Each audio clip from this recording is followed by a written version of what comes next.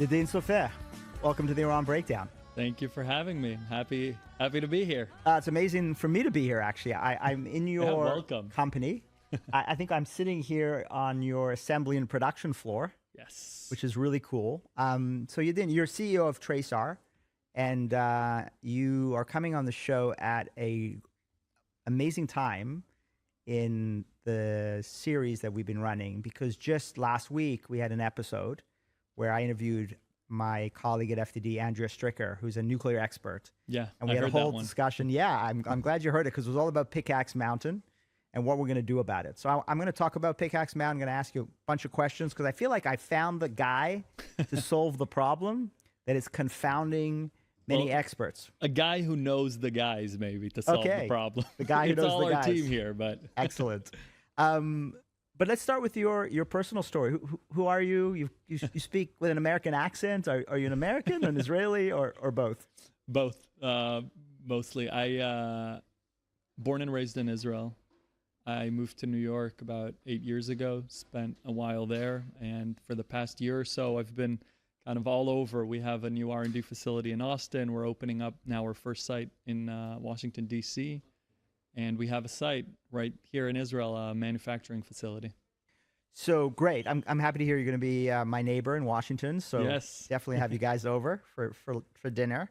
And Austin, great town, great Texas barbecue. I hope you enjoy Texas barbecue. Hell yeah. I mean, it was new for me for the past year, getting to know the call it, local tech scene there. But man, it's amazing what Austin has become. Yeah, the only problem now is I'm wearing cowboy boots and you're not. So right, yeah. We're going to get you cowboy boots for the follow-up episode. I'm in Israel mode with the, Israel the casual. Linen. Yeah. Absolutely. So tell us a little bit about your background and how you came to be the co-founder and CEO of this remarkable company. Yeah, so I moved to New York to start a company called Xperity, actually in the fintech space. I come from a software engineering background, AI, as we call it these days. Back then, it was natural language processing. We were analyzing large quantities of voice data. We found our product market fit with hedge funds. The company was acquired in 2023, and a few months later, October 7th. And I think, like a lot of Israelis in the U.S. at the time, you kind of scrambled to find a way to do something about it. I wasn't called back for reserves like a lot of my friends from New York were. So my annoying reaction was just to call all my friends eating shit, in Gaza here and being like, hey man, can I help you somehow? And, everyone sort of threw out a lot of different things they needed, right? Around one interesting thing that came up a lot was contested logistics, because everyone's dealing with carrying a lot of weight for long periods of time. So started looking at can we do autonomous UGVs to follow them around? How can we help? Obviously, everyone needed drones. There were a lot of different requests. But one that really stayed with me was a conversation I had with Asher Katz, who's my co-founder today. He is a founding member of a unit referred to as the Lab here, or the longer name, the Lab for Tunnel Detection. It was a unit founded in 2016. As a response to the terror tunnels crossing into the country. And they did a great job of identifying the tunnels and shutting them down. But Asher's sort of request to me was, look, man, if you can get me someone who built a TBM, a tunnel boring machine, that would be an interesting conversation. So he sent me on this wild quest to find someone who knows something about, call it mechanical engineering and tunnels. I got to a guy who spent most of his career at the Boring Company and then went on to SpaceX and got them in a room together. And that was somehow the catalyst that turned into Traysar. And then along the way, I reached out to Gilad, who, he's the gray hair on our team, not really, but he built his career both in 8200, but then in Israel media. He deals a lot with influence and lobby around the world. And I think that triangle between, call it, my technical background, Asher's military professional background, and Gilad's, call it, sales, lobby, government background, really created what now really I appreciate as the dream team to take on a new category in call it the defense tech space. So talk about what hard problem you guys are trying to solve, because Yeah. it seems you're really creating a new category of warfare, or at least a new environment. But it's actually a really old environment. It's the If you it's look at the history oldest of warfare, right? It's arguably the oldest. It's crazy. You look back at, there are tunnels in Jerusalem from thousands of years ago, right, that were used as offensive tunnels. So it's not new. It's the oldest form of warfare, which is why it's so like baffling as to why is the technology in the oldest form of warfare the least developed. And so, when people ask us what we do at Traysar, I say, yes, obviously we're developing the technology and the systems needed to call it win the underground war. But what I found myself doing, right, which is like I would say a company priority, is a lot on the communication side, on the government side, on talking to policymakers to make people understand, what you're an expert in essentially is how we win the next war. And the fact that underground takes a much bigger part in that than what I think people understand. So a lot of our job has been getting around the smart people who understand this and who know how to communicate this and who have demonstrated this, whether it's from the military or from the DOW, and get them to say where the capability gaps are, why we aren't hitting underground facilities, why we aren't ending the war in Gaza, and how all of this, sort of trails back and connects to this new domain, which we call Subterra. Right. So, I mean, huge amount of attention and massive resources over many, many decades in warfare in the air, land, sea, now in space, cyber domain. But again, subterranean warfare, the oldest warfare, and yet really probably the most perplexing today for the good guys. Is how do we actually fight subterranean warfare where our enemies are going deeper and deeper and deeper underground? And of course, I mean, Gaza was a case study in that. Hamas taking billions of dollars in foreign aid and not building shelters for its people, but building attack tunnels for terrorists, and then using those attack tunnels repeatedly over many years to launch offensive operations inside Israel. And then obviously the most egregious example of that was October 7th.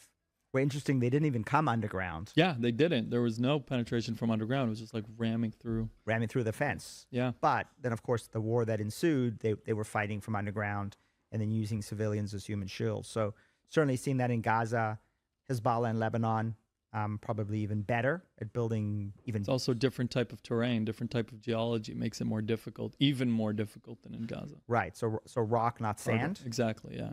I actually... I hadn't mentioned to you this before we started the podcast, but my most pronounced experience with tunnels was actually on the North Korean, South Korean border, the DMZ, where we went for a tour of the tunnels that the North Koreans had built under the border into South Korea that would have taken hundreds of thousands of troops and tanks. I mean, in these massive tunnels. Yeah, I think I would say those tunnels, like, do you know how they were built? I think they were likely built with tunnel boring machines. It's not like your guy holding a jackhammer like you have in Gaza or in Lebanon. It's no doubt, because these are massive tunnels that you can literally move, tanks, armored vehicles, and again, you can move divisions of troops under the border. So it's pretty remarkable what the North Koreans have done. And of course, the North Koreans helped Hezbollah, and Hezbollah helped Hamas. And so the bad guys have been helping each other. By the way, also the cartels. Hezbollah has been helping the cartels. It's a whole network. Yeah, say a few words about that. I think for Americans who are deeply concerned about our southern border, maybe some of them are not aware of what the cartels have done. Yeah, look, I think, at this point, it is a fact that there are tunnels going through the U.S. southern border to smuggle both drugs and for human trafficking. So there was a tunnel identified just a few months ago between Tijuana and San Diego. So, for a while it was maybe we have, maybe we don't. Now there are tunnels. They're identified. There's photos and videos of the tunnels being found. I think the question now is how many are there? And it's a tough question. There's always cooperation between Israel with the experience in Gaza and CBP on the border, and there isn't a good map of the tunnels, and there isn't a good understanding of the quantity of tunnels. And it's actually interesting because when we have the conversations as Traysar with the folks on the ground there, and we tell them, look, we have this, we'll talk about this, but we have a system to get rid of the tunnels. They're like, oh, that's perfect. We want to buy it, but first, can you help us find the tunnels? So it's like their problem is search and destroy, whereas opposed to here, it's very much destroy, right? We know where they are. We need to just get rid of that infrastructure. But in the U.S., I always say it feels like it's a decade before where Israel is today. Right. So detection, mapping, and identification, and then destruction. Yeah. And I don't know. I mean, the assessments, the range is insane. Like there are the assessments of hundreds of tunnels and then dozens of tunnels. And one of the reasons potentially for the differences is what constitutes as a tunnel. Recently, one of the interesting conversations we had, they were talking about 2-inch diameter tunnels that are used as an air pipe to just pass through bags of fentanyl. So it's not tunnels as you imagine them, definitely not the North Korean tunnels, but sometimes they're big enough to get people through. Sometimes they're just small enough to get bags of drugs through. So, okay, so you and your partners come up with this concept, develop this company. Tell us a little bit about the company. Where is it today? I know you've just done a big funding round, so congratulations. Thank you. Yeah, so we actually, we set out to this domain. We thought, all right, underground is an underserved category. The technology doesn't match, the history. There should be a lot of different technologies for underground. And we really had this fundamental belief that the world is looking at it wrong, meaning we're burying it in line items within line items. Like I told you earlier, it's the Air Force problem. Let them deal with it. We really have a belief that it needs to be a category as big as air, land, sea, now space. Underground deserves technologies of its own that are not always necessarily, even in the form factor, what you would imagine. Today, when you think about penetrating underground facilities, you think about missiles. Are missiles the most effective way to get deep underground? No. I mean, look at the mining industry, right? Look at drilling for oil. We have better mechanisms to hit underground, but we use kinetics. So that was sort of our initial thesis. And then it's a big one, right? Because now there's a series of events that needs to happen in order for the company to materialize, and that ranges from the funding side, right? Getting the venture ecosystem to say, all right, we're going to underwrite this risk. And what is the risk? Venture capitalists, they like to underwrite either a market risk or a technology risk. They don't love to underwrite both. So when you're stepping in and you're like, all right, we're going to build technologies for this new industry. What are the technologies? Sci-fi technologies, crazy technologies, which we'll talk about, very difficult. That's okay, great. So you must have a huge market. Well, actually, market isn't there yet, but it's going to be huge. It's going to be bigger than what you imagine. So it's a really hard sell to get both across the finish line. And we actually had a hard time at the beginning because I thought, all right, I've done this before, right? My previous company, I would go back to my venture capital friends. We would raise a lot of money and just get at it.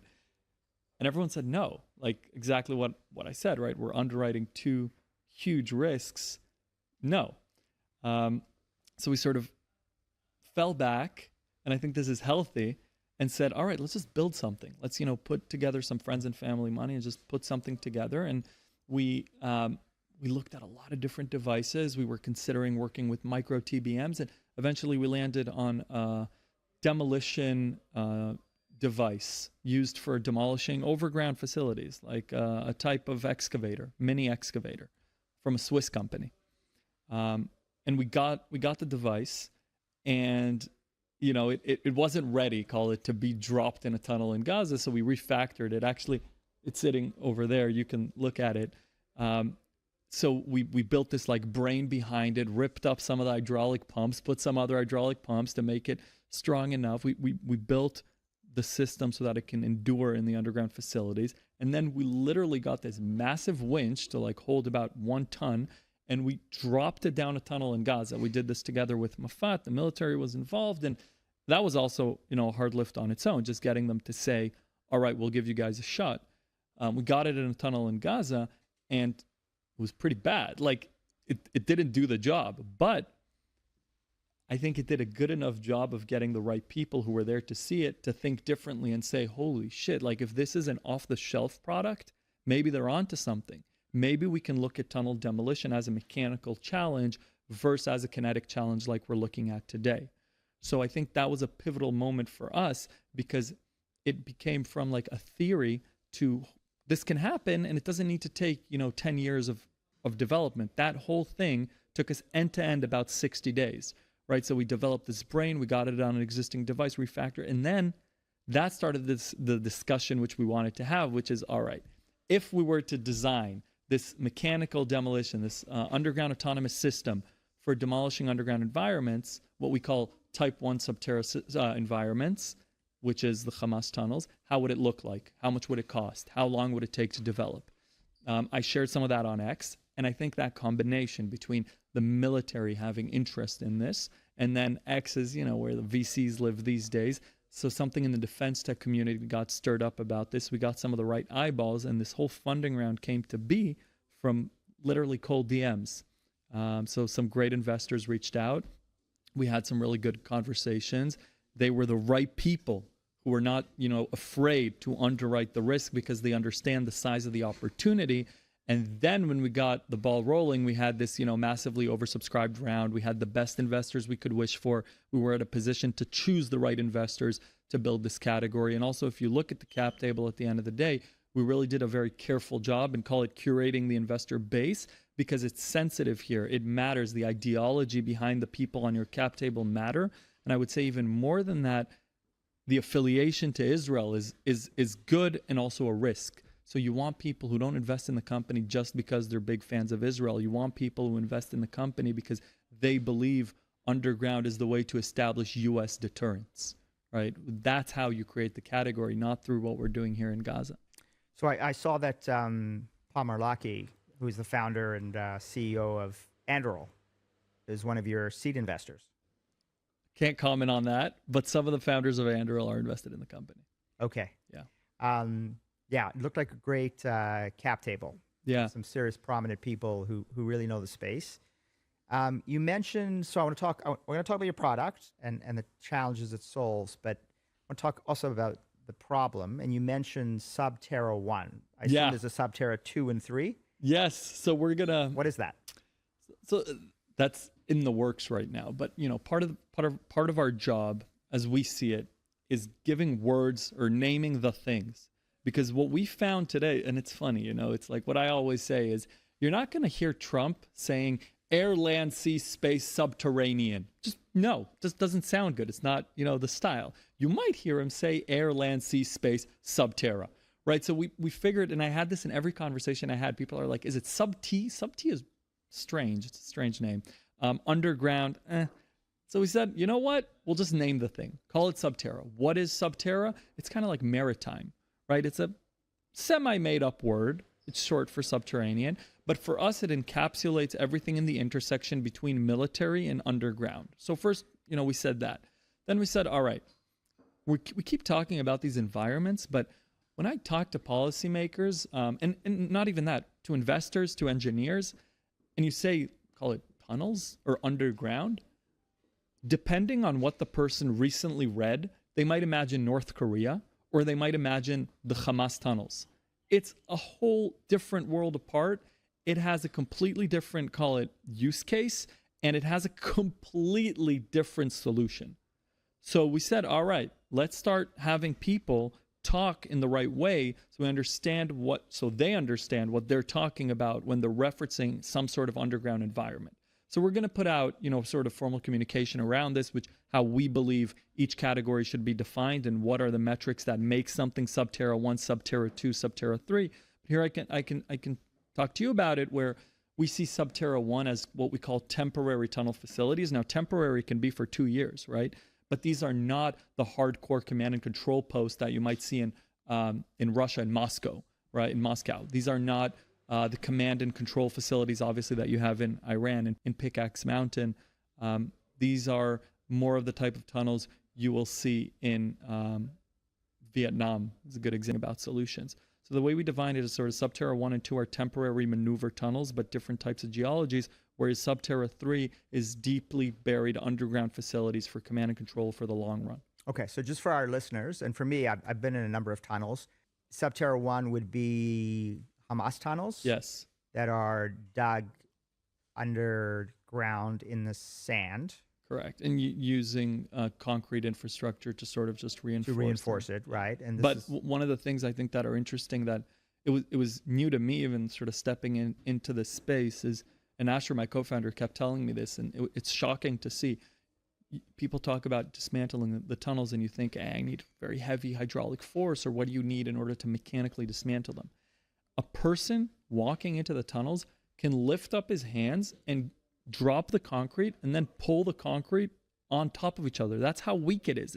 It's nothing.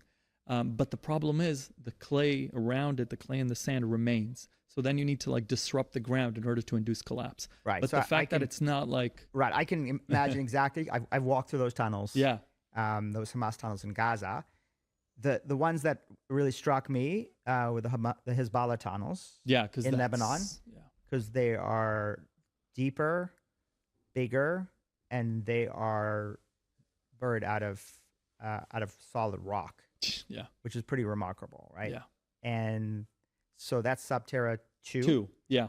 Subterra 3, I imagine, would be the massive tunnels I went through on the DMZ in North Korea. And then the kinds of tunnels today that are buried underground in Iran, in which the Iranians have built these major missile cities, really. Yeah. Where they have been storing their launchers and their ballistic missiles and drones. And then I assume it also includes places like Fordo and Natanz and Isfahan, 100%, and Pickaxe Mountain. Yeah, on the nuclear side. By the way, even the U.S. underground facilities would be in Subterra 3, right? We're building them for the long run. So okay, so that very helpful to sort of define the terms. Yeah, and define. No, I'm glad you asked. It was, and by the way, it's still a work in progress, right? So this is something we're actively working on with the right people, because when we formally bring it across the table, we actually want DC to take this on and to use this terminology, because we think it'll be sort of a good common ground to work on the problem set, to talk about the problem set. Okay, so define the problem set.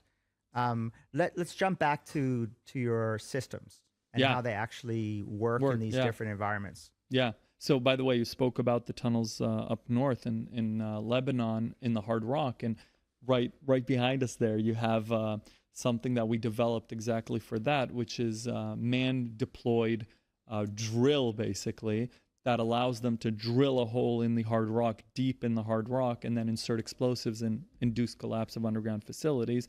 And you need to bury it relatively deep and up top, because you want the whole thing to collapse, and you don't want just to create a crater, which is what many times happens in underground facilities. So we're still working and testing this, but because of the different geology, it's a whole different problem set. But so to our systems, we have the first device, we call it an excavator class underground autonomous system, which means it basically looks like a tiny tractor, right? It knows how to get into an underground tunnel, right? Let's say the ones in Gaza, and it fits in terms of dimensions. It's small enough to get in and operate in the tunnels. It's small enough to take 90-degree angle turns in the tunnels, which is difficult there.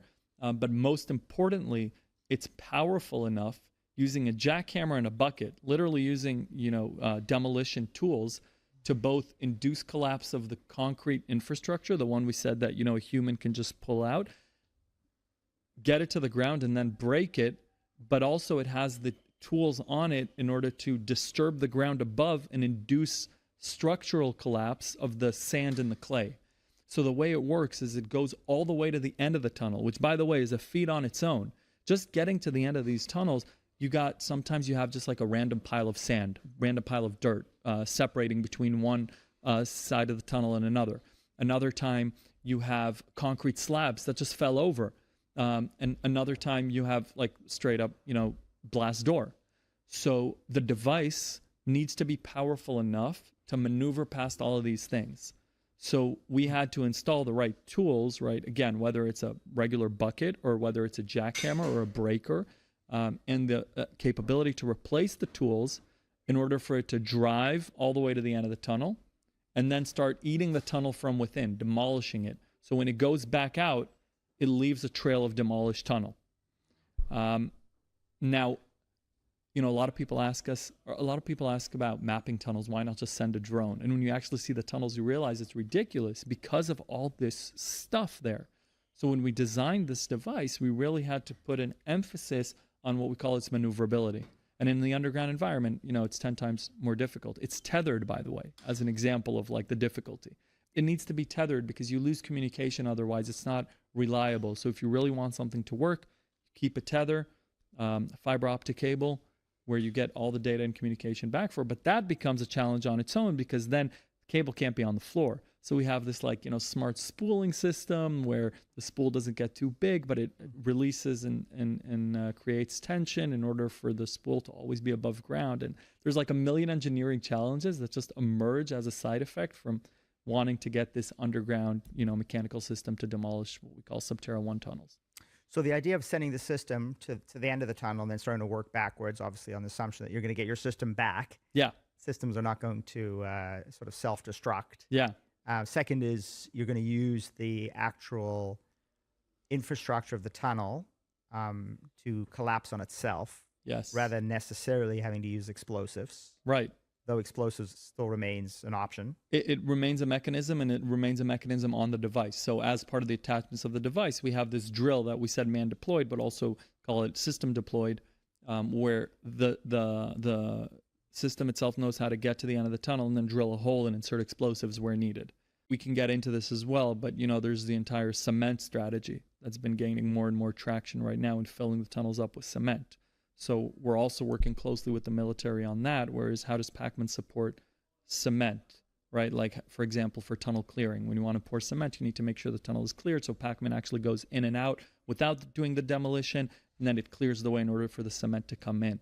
And another case is where cement is very good for very long areas of work, right? You want to fill up miles of tunnel, cement is perfect. But the problem we see in Gaza, and this is very applicable to the U.S. focus right now in rebuilding Gaza, is let's say you have a couple of underground facilities, let's say less than a mile in length, right? They're just like coming out to the sides, and there isn't one artery connecting them.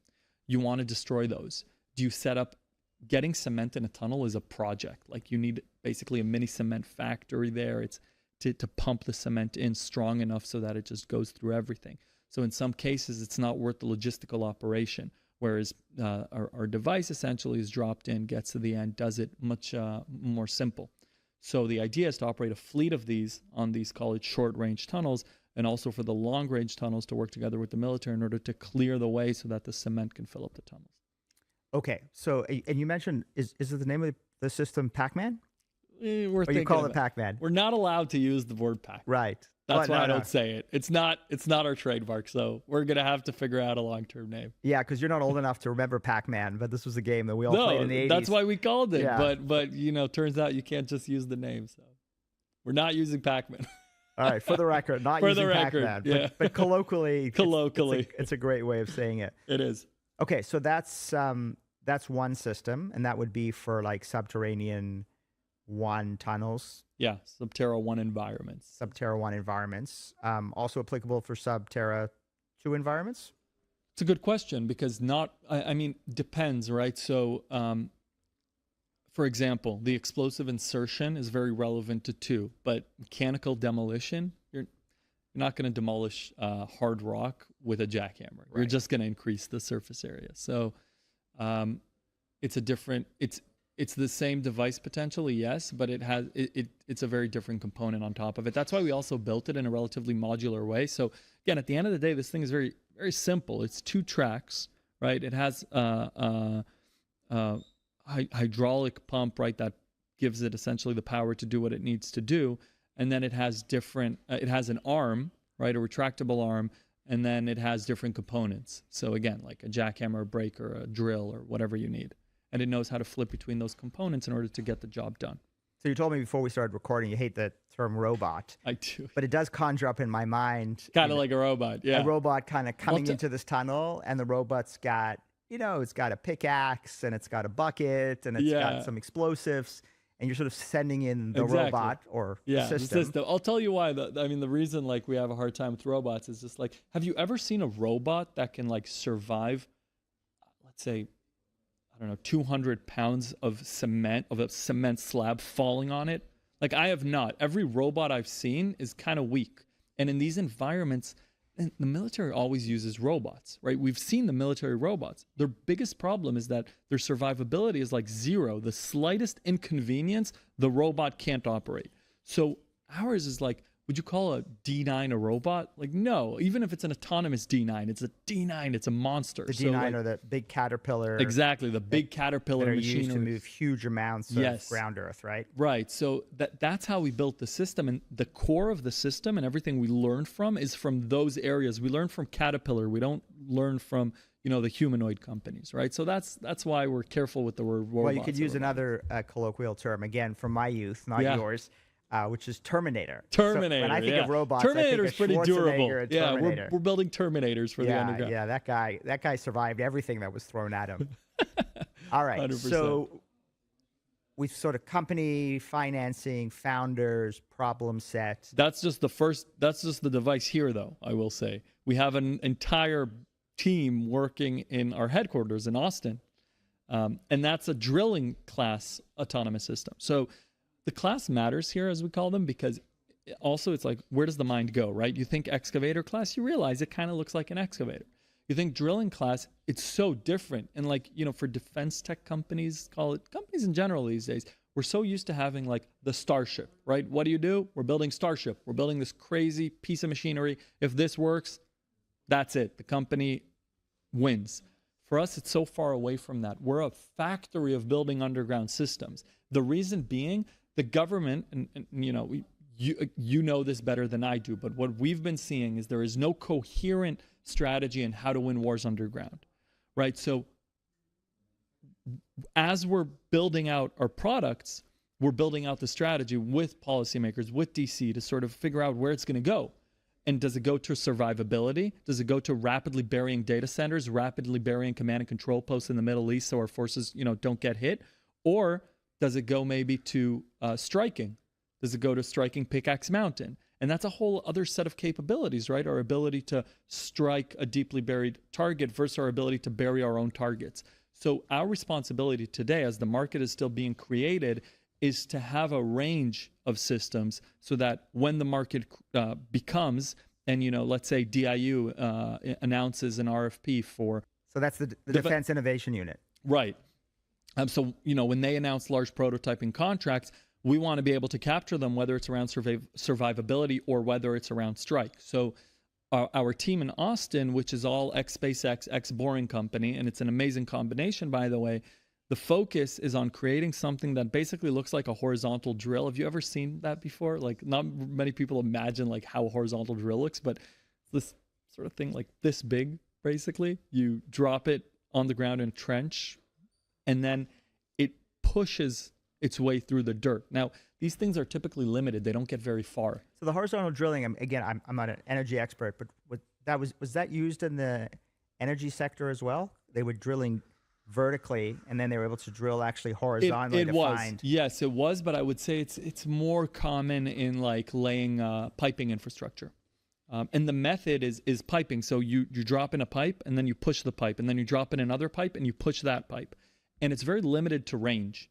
So, I mean, I love this. The conversations with our team, we'll step in and we'll be like, we'll ask this, we'll get an off-the-shelf product. This worked for us, in Gaza, where we bought an off-the-shelf product, dropped it in, and then everyone saw the decision makers, and then we got some budget for it. And so we said, all right, we're going to copy this. We're going to copy-paste the strategy. We're going to buy an off-the-shelf product, try to use it for the military use case that we need. In this case, it's maneuvering through the crust of the earth, right? So it's explosive insertion. It's getting signals, effects through the crust of the earth from point A to point B. So it's digging our own tunnels now, right? And then we ask the manufacturer, we say, all right, you told us this thing is like limited to 1 mile. We want to go 50 miles. Why is it limited? And then they'll tell you, listen, it's the motor. So you say, okay, what's the limiting factor in the motor? They'll say the size. You're like, all right, what if I have a motor the size of like freaking shipping container? Would that fix it? And then yes, no, maybe. And then you get to another set of problems. So they say, you know what? Maybe we can fix not them, like us, right? Maybe we can fix the range, but the pipes themselves, when you're, piping and the rig is already like, call it 5 miles out, then the pipes themselves are not necessarily strong enough to withstand the pressure. So now you need to go to material science and figure out the pipes. And I haven't even started talking about communication. So it turns out you have like pipes that know how to create a communication line back. So there's all these challenges, just like we had in the excavator class system, that pop up when you try to do something novel. And why do we try to do this specific thing? Like, why is the focus here? Well, in Gaza, it was obvious, right? We need to demolish those tunnels. There's 1,000 miles of underground terror infrastructure. But for here, we're looking at Iran and we're thinking, all right, how would we strike underground if it didn't need to be air deployed, if it wasn't kinetic? What would be the ultimate method if we look at drilling these days to get to these deeply buried facilities? And then we work from that and try to, figure out what the next device might look like. Okay, so I came here, and this is all a prelude to what I really want to ask you. Let's go. Is to destroy Pickaxe Mountain. Okay. All right, so 300 to 450 feet underground, granite, under a mountain. It's like a villain story. It's crazy. It is. It's like the Bond villain lair. Yeah. And underground there, if I would speculate, they're not going to build one enrichment facility. They're going to build multiple linked facilities at different depths, so that if one gets destroyed or a second gets destroyed, there's a third, there's a fourth, there's a fifth.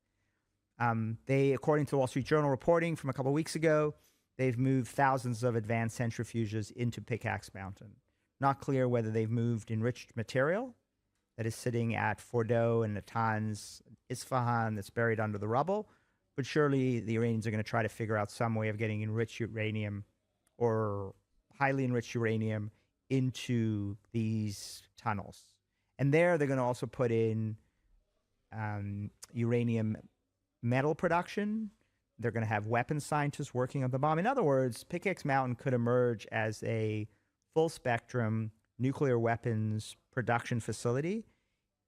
And here's the problem is, according to public reporting, and we don't know exactly what the private assessments are, that our most potent weapons are massive ordnance penetrators that were dropped from B-2 bombers during the June war of last year, Midnight Hammer. I think 12 of them were actually dropped on the Fordow facility, which was not as deep, was built with ventilation shafts, and they had trained for many, many years to drop these bombs right down the ventilation shaft and able to actually collapse the facility and destroy the enrichment plants. According to public reporting, we can't do that. Yeah. Because it's too deep, it's too heavily fortified, and it's too dispersed. Yeah. So, okay, go. What's the mission, and how do we actually use your systems to accomplish the objective? Yeah, so I think, to add to that, it's not just the depth and the material, right? It's also how they build these tunnels. They have both shafts and cavities to absorb the shock waves. So it's really built in a structure that makes it difficult to hit the underground facilities, not just because of the material itself, but it seems that as they're building out these facilities, they're thinking about, obviously the strike vector. So it's a whole other set of rules where your opponent is essentially building not just to protect from, your average missiles, but as you say, from the GBU-57s, from the penetrators. And, an interesting point on those penetrators is that the military did identify this back in the last Iran strike. There was a small, I think it didn't get enough attention, but there was a grant issued for $200 million, which is not bad, for development of next-gen bunker busters. It went to Boeing and ARA, which is good. I think we're going to see more of those. By the way, DARPA issued an RFI, again, super early, no money tied to it, but still it shows you, where the organization is thinking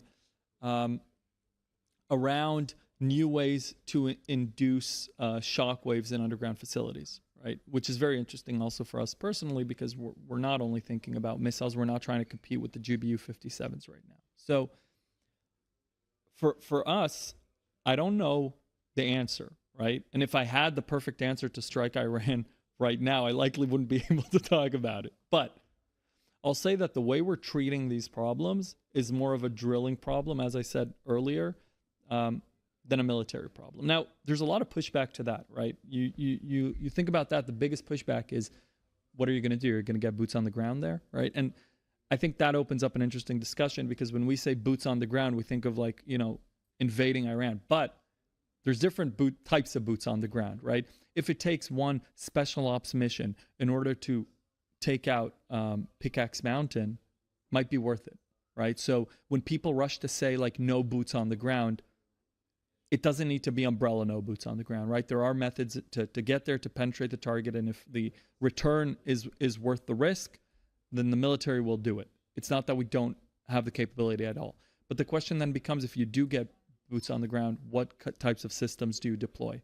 So when we look at drilling systems, we look at ways to both, I wouldn't even say autonomously, I would say intelligently navigate the underground facilities that you're boring. One of the biggest problems with boring holes, right now I'm talking about the general category of boring, right? You look at what Elon Musk is doing in Vegas, they're dealing with hard rock there, right? And they're dealing with large diameter hard rock. So the logistical footprint is massive, but they're doing it, right? It can be done. They're doing it using high pressure water jets, right? To bore through hard rock. You need to deal with the dirt removal. You need to deal with everything. But the way we look at it is we look at these challenges. So challenge number one is, how do you bore through whatever you need to get through, right? So for example, what I told you earlier, what we're doing in Austin, it's not going to work with the regular piping method, right? You're not just going to bash the hard rock. It doesn't work. So you need a type of drill bit on the other side. What is that drill? What is the boring mechanism? So again, like high pressure water jets is a very effective method to get through hard rock. And start developing a system that specializes in boring through the specific set of geology that you need to get through. But then the second problem that emerges is steering, right? You want to pinpoint, you want to be very precise onto where you get in the underground facility. So you're dealing with slippage, which is very normal working in underground environments. And so we use methods, so by the way, some of them that we've used in order to identify, to detect the tunnels in Gaza, in order to pinpoint where a device is on an XYZ axis underground. So think about it. We have something literally boring its way through the earth, and we know where it is at all time. That has a lot of value. That thing is carrying whatever we want, right? And it can be 5-inch, 10-inch, 100-inch diameter, and it's going through the earth right now. And, the argument also is, okay, it's very noisy, let's say. What do you do about it? What do you do about it? Imagine now, like I would tell you, look, there's something boring through the earth that's going to arrive here in like 10 minutes. What are you going to do? Like try to get a, excavator to dig for it? There are no interceptors for these types of technologies. So even if you're loud, even if you're detectable, it may be too late. So this is how we're thinking about the problem set, right? Getting things that know how to maneuver on their own through the crust of the earth at a relatively, low depth, and very precisely, and carry whatever they need to carry. And then we start knocking off the different challenges, whether it's navigation, whether it's boring, whether it's dirt removal, whether it's precision. And eventually we get to a point where we have the capabilities to strike these deeply buried targets. Timing. It's a great question. I mean, look, so that takes me sort of to, I would say, like, call it sales, right? Or government relations, or like how you build a defense tech company.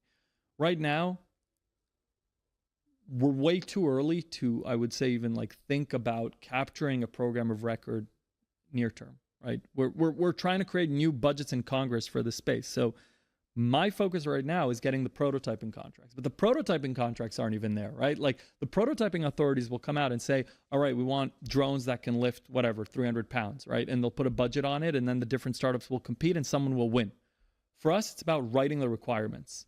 So we have two jobs right now. One is on the R&D front. Yes, we'll develop it, and with the funding we have, I think we can get to real milestones, call it within, the autonomous, the excavator class system, right? For Gaza, it's going to be fully the next system, right? Not the refactored first one that we did in 2 months. The next system is going to be ready in October, which is end-to-end clean sheet build in about 9 months, right? So the development time can be very short. Same thing with Austin. About right? That'll be deployable? Deployable in October, yeah. In Gaza?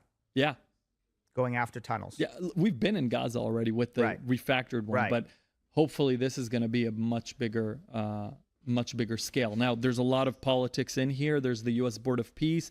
There's, the Israeli Prototyping Authority, which is Mafat. There's Pikud Darom, which is like, the Southern Command. Yeah. So there's a lot of different units to triangulate with. Obviously, there's the Alom, it's the Combat Engineering Corps, who are doing a lot of deployments. So there's a lot of work to be done, call it on the government, on the sales, on the whatever we call it side. But yes, the device will be ready to go. And I do think that also on the, call it political side, or on the deployment side, we will likely be operating in Gaza within that time frame. So very short overall. And I would say the same thing is going to happen within Austin. But in the U.S., I think the gap between, call it, the R&D is ready to a product we can demonstrate and call it granite and wherever, to actually deploying somewhere, or for the military to adopt these capabilities. There's a gap of, call it, influence, and a gap of funding. So the company, everyone asks us, okay, you raised $25 million. Now everything's going to R&D, right? You're hiring a bunch of engineers. I'm like, actually, we're hiring a bunch of folks from government, White House, ex-DOW, that understand how the procurement cycles work, that understand how to write the requirements, that understand the prototyping authorities, who cares about this in the government. So my personal focus right now has been getting to a point where, all right, let's say DIU gives us, or whatever prototyping authority gives us a $20 million check and says, all right, we want to be ready. The typical prototyping cycle is about 24 months. There was actually, I think they just released a new directive where the government wants to see systems fielded in 24 months. I think we can beat that. I think we can get to systems fielded in 8 months. But the question is, where are we going to field it? Who are we going to demonstrate it to? Will there be a client? So on the R&D front, I think it's very doable. I think the bottleneck right now is actually government. Which I have to say, as somebody who's been obsessed with Pickaxe Mountain for many years, and obsessed with Iran's nuclear weapons program, and has been struggling, and I think many people have been struggling to figure out what to do about it, is unsatisfying answer. Right? So, I mean, if you can get to, by October, Subterra 1, and by when, Subterra 2? Yeah, let's say June or August next year. June or August of next year. I mean, I would think that there would be a huge incentive, both in Israel and in the United States, to do an absolute crash program and move as quickly as possible and throw as much money as possible and as needed at this, and actually get a system that's ready to deploy. Because, again, I'm obsessed with Pickaxe Mountain, but there are clearly applications, our southern border, missile cities, cartels using this, drug dealers, terrorists, and militaries, that we don't have years to waste, and we certainly don't have years to wait for DOW's slow procurement process to grind its way through and finally get you guys to where you need to be. I agree. Look, I mean, isn't this a 5-alarm emergency for the United States? I think so. Look, I think, but you do see little slices of funding for the penetrators, right? The penetration munition. The question is, do people understand that the method to strike these facilities is not necessarily the methods we know, right? So that's a big question. And I do think, like, looking at DARPA's RFI, looking at some interest in the Pentagon, that the consensus is starting to change, right? Towards, okay, maybe it's not air deployed, maybe it's not only kinetic, maybe there are new methods or alternative methods to strike deeply buried targets. I completely agree with you, obviously. I think and it's not even about Traysar. I think the government right now should be going out back to back every day with new programs, funding new methods to strike deeply buried targets. I mean, look at all defense tech, look at all the drones, look at all the money pouring into new ideas, new categories, and new companies. The number one problem for us right now as the U.S. is that we don't have deterrence underground. Why is this not a priority? Get us underground deterrence. The government shouldn't care how. Doesn't matter. It can be plasma drilling. It can be like, new types of bombs, right? It can be kinetic. That's fine. New penetrators. But like, why aren't the prototyping authorities going out every day and banging on the industry, right, door and saying, we want to develop U.S. subterra deterrence? That's very far from reality right now. And by the way, the reason also may be semi-political, right? Like, if you say that, that is like admitting defeat. That is admitting that we don't have underground deterrence. The U.S. doesn't want to say that, right? We want to say, look what we did in Fordo. We have these 30,000-pound bombs. When the B-2 goes up in the air, we want to be able to say, like, look how strong we are. The big, beautiful B-2, Exactly. as President Trump called it. I mean, exactly. you know, he was asked about Pickaxe Mountain finally a couple of weeks ago. I guess, you know, at FDD, we've been pushing Pickaxe Mountain for years and banging our head against a granite wall. And finally, Hugh Hewitt and Trey Yingst asked him, and good, President Trump acknowledged the problem. And then he said, not to worry, we're going to put a missile right through the front door. Sounds great, but you're not going to put a missile through the front door. I mean, maybe you I can. agree. Sounds great. Yeah, I mean, maybe you can blow up entrances and exits. Portals. Yeah, and, that's the strategy, by the way. That's the strategy, and that's always claimed as a victory in the U.S., and that's the big question. Like, if you blow up portals, did you shut down the facility? In my opinion, the answer is of course not. You have to get down there, and you have to destroy the facility underground and everything that's in it. And by the way, that leads to another huge problem set that I don't think is getting enough attention, which is BDA, right? The Battle Damage Assessment. Today, no one knows what we're hitting. That's a massive problem. And literally, you know, you'll talk across the board to everyone. Intelligence. The only way we know what we hit is through intelligence these days. So definitely there's no, you know, forget about optics, but there's no good way to assess what the damage was. So that's why also, you know, as civilians, we're all seeing like conflicting reports because it goes all the way up. No one understands. So we in our systems also put an extreme emphasis, like a freakish emphasis on BDAs, also in the tunnels in Gaza. Huge problem as well. You know, you fill them up with cement. One of the bigger problems they're seeing with cement is that the terrorists are redigging the tunnels, and then because the cement didn't go all the way to the top. So you have a small cavity. They get in the cavity, and then they dig. And then what ends up happening is now they have reinforced infrastructure for their new tunnels, right? And that is because of a lack of BDA, because no one said, wait, the cement seeped in through the sides. We need to pump more or whatever. Same thing in Iran, right? We're hitting, and we don't have the capability to say with certainty, this is what we hit. So a big process of our engineering cycles is BDA first. Right? When we're thinking about drilling class systems to penetrate deeply buried targets, can we do this in a way that delivers back a BDA? And that's really challenging because, you know, if you're blowing up the facility, how do you send back something? And that's why we think about tethered systems. We think about, you know, we go creative here because we do believe that it matters.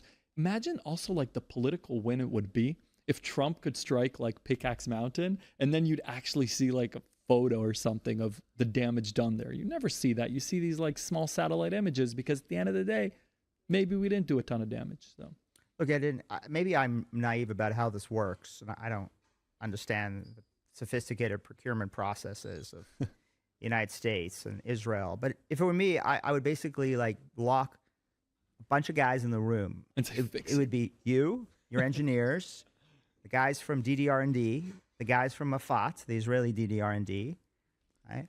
I would put in people from Delta Force and Shaldag, Israeli Special Forces. That's essentially the Israeli equivalent.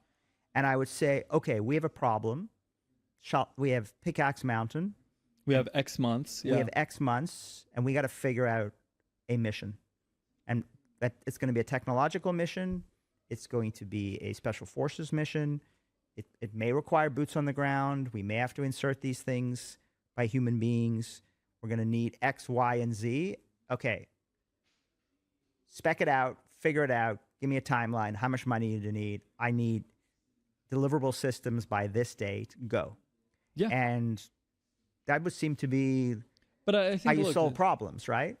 Yeah, but I think it's like with all political systems and incentives and ego, there's a lot of different drivers here. And at the end of the day, if you pick up random people from the Pentagon and ask them, are we able to strike Pickaxe Mountain? A lot of people might tell you, yeah.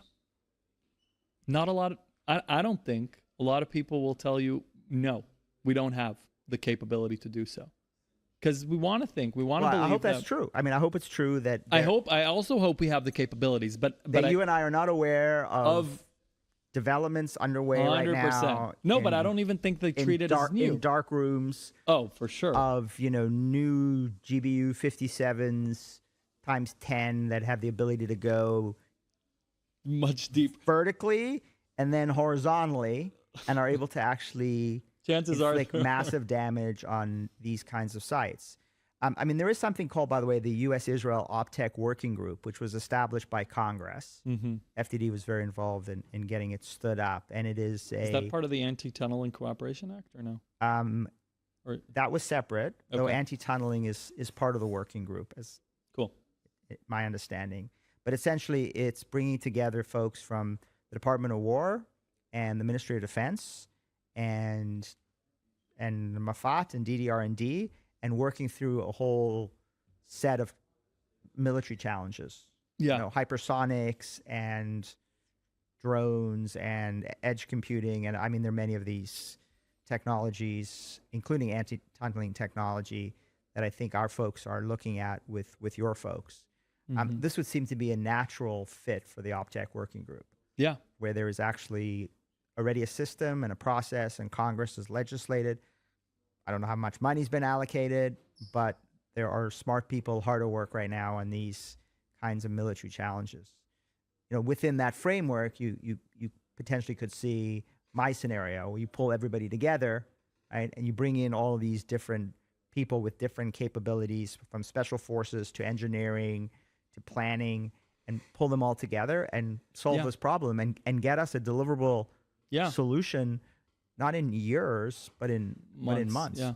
I think that's where industry comes in also. And like, obviously, you know, this wave of defense tech companies, and, you know, defense tech as a category that sort of Andrew pioneered. But I think one of the big differences here, and this we see a lot, we do work with, you know, special ops teams, both in Israel and the US. And we kind of hear, by the way, a lot of our engineers come from like 7.6 Eretz Matkal, like the special ops units here, and they worked in the call it weapon systems unit in these special units. So we really have a lot of like the in-house capabilities of how special systems are designed for the military, like for a specific project, for a specific, you know, target. And I will say that within those, there's a lot of developments in that, you know, Subterra domain. So what we see, though, is that the speed of development is very different, right? So they'll say, oh, yeah, I worked on a similar project, but the speed and the funding and the chain of command in order to get things authorized. And what's fascinating is that many times we'll come up with an idea, and someone on our team will be like, oh, you know what? I actually worked on this. And then we'll ask what happened. And they'll be like, it didn't get enough attention, so it died down. But now, you know, you have venture capital dollars, which are high risk, high reward by definition. And they're basically saying, forget about it. Like, get the spark of interest from a prototyping authority. We'll fund part of it. Let them fund part of it. But let's get to a product in 6 months rather than 6 years and show the skeptics that it works. So I think that's also like a critical change and a critical distinction. It's not that the military doesn't have programs in dark rooms working on these things. They do, and they're great. And they have the best engineers in the world, I would say. But they have a lot of conflicting decisions to make. They have priorities to set. It changes all the time. Whereas, you know, in private industry, you can do what you want. You work towards a finish line, you get there. And I think that you know, you see DC affected by this, by the rapid innovation in the commercial market. Well, we have to as Americans. I mean, we have to change our model of development and procurement. And the other thing we have to do is we have to leverage the incredible talents in Israel, because it's not just that Israel's got great entrepreneurs and engineers, which of course it does, but it's also, as you say, that your people are coming from the battlefield. These are technologies that are literally being used and implemented in real time under conditions of severe threat and crises. Yeah, which tends to cut procurement decisions and production decisions and time to market decisions by a major factor. So, coming here, being in Israel, learning about the defense tech sector, coming to your company, you can just see that there's a different and heightened level of urgency to get this out, because your lives are on the line. Yeah. I think it really is like the proximity to, you know, to deployment too. And I think it's very interesting looking at this through the, call it startup lens, where in the US, developing, I would say, long-term contracts with the DoW is, at least for us, and I think for many, even these drone companies, like getting to massive quantities of drones, always China, China, China. Are we going to get in a war with China tomorrow? Hopefully not. It's all about deterrence in the US. It's about putting together technologies and hoping, I think we can all hope, that we never use them. right? Whereas in Israel, it's reactionary to something that's happening. And there's always like this criticism on Israel that we're, very tactical but not strategic. And I think it makes sense because every time there's something to deal with. So there's no time to think about long term, where in the US, it's completely different. It's like we're building technologies that will maybe use in 20 years when the time comes. And that's why also our push so much is around deterrence underground. We want our adversaries, we want Iran to say, it's not worth, digging Pickaxe Mountain. It's not worth building the facilities. We don't have time when it comes to Iran. Maybe we'll have time with respect to China. I don't know. I can't read Xi Jinping's mind. Maybe he's going to invade Taiwan in 2027, 2028. Very hard to read. Hard to know. Yeah. What I do know for sure is today we're in a hot war with the Islamic Republic of Iran. And the Islamic Republic of Iran is rebuilding its nuclear weapons program deeply underground at Pickaxe and maybe at other sites. It is reconstituting its missile program. That we haven't destroyed is still available for use. That we have destroyed is being rebuilt with assistance of China and Russia and North Korea and other players. And the president is deeply frustrated right now with his options. And so it's long past the time where we need the kind of technologies that allow us to do exactly what the Iranians have done so well and have trained Hezbollah to do and Hamas to do and were trained by the North Koreans to do, which is to fight underground and to store their most deadly weapons underground and to build nuclear weapons underground. So I think the United States, we may have time with respect to China. We don't have time with respect to the Islamic Republic of Iran. Yeah, I agree. I always say that, the B-2 created the opposite effect because it didn't create the deterrence. It created the catalyst for Iran to say, all right, underground works. Underground works. We'll continue to do what we're doing. And so there needs to be some sort of, decisive strike that shows we can hit your underground facilities. But how it seems today is that we don't have the capabilities, and that's very worrying. And I don't know, there were recently articles also about the depletion of the stock of the penetrators that we have, which is a whole other problem. Like, how do we get to that stage? So there's a series of problems when it comes to our ability to strike underground. And you've got to ask yourself the question, like, why hasn't this been a priority all this time? Like, we knew it was coming. We saw it. We see it all around our adversaries using that domain. Well, it's been a pleasure. First of all, thank you for having me at your company. Thank you for all coming. You and your men and women have done to protect Western civilization.